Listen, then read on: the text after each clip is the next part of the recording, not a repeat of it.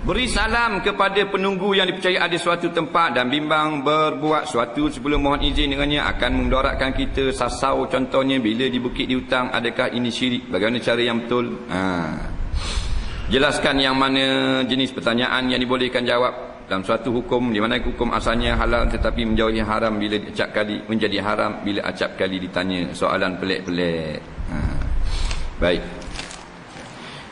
Dia tanya, kalau nak pergi satu-satu tempat, umpamanya nak pergi di hutang, di bukit, kena minta izin kepada penunggu yang ada tempat tu.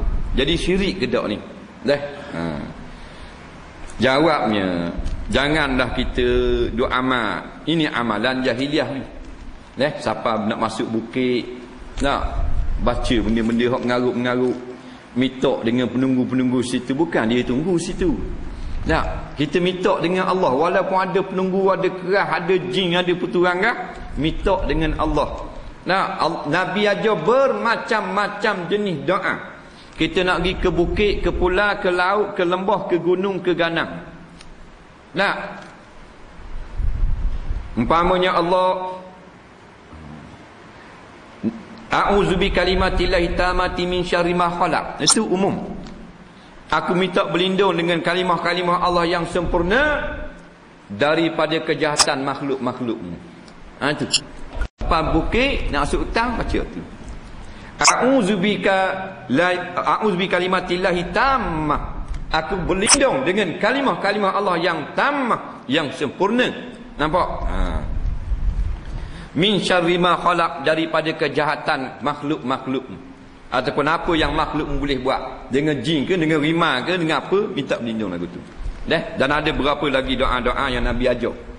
Bukan minta dengan penunggu, dengan apa ni. Ni syirik. Minta dengan Allah.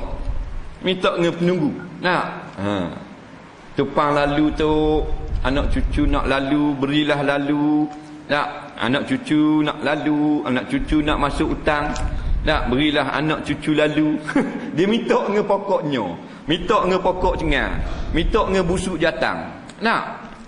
Dia tahu dah, dia tahu ada nunggu situ. Dah orang kata suruh baca situ. Karuk je. Minta dengan Allah. Allah yang pegang segala ubung-ubung makhluk dia. Rimah yang paling backing, Allah pegang. Sebab tu kalau jumpa rimah, kalau kita bang lari.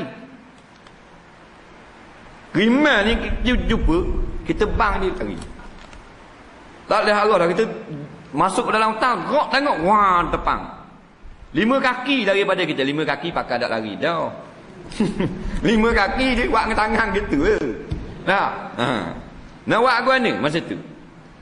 Nak minta tolong esko, nak telefon.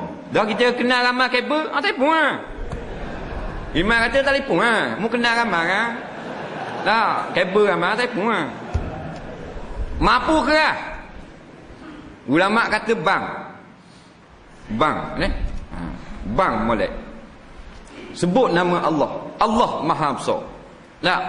InsyaAllah rima dak makan. Tapi jangan perlahan. Bang buat Allahu Akbar, kata gitu. Rima tembok. Jangan kau wah bang. Ada apa-apa 7 malam hati. Rima kata nak bang sangat kau. Ada. Jadi gitu. Jangan minta dengan busuk dengan apa. A'udzu bi kalimatillahi tammati min syarri ma khalaq. Aku berlindung dengan kalimah-kalimah-Mu Allah yang sangat sempurna daripada kejahatan makhluk-makhlukmu. Dan ada kalanya sahabat bila sampai kat jurang, dia menyebut nama Allah. Allahu Akbar la ilaha illallah. Allahu Akbar la ilaha illallah. Siapa dekat lubuk-lubuk kat kawasan kerah.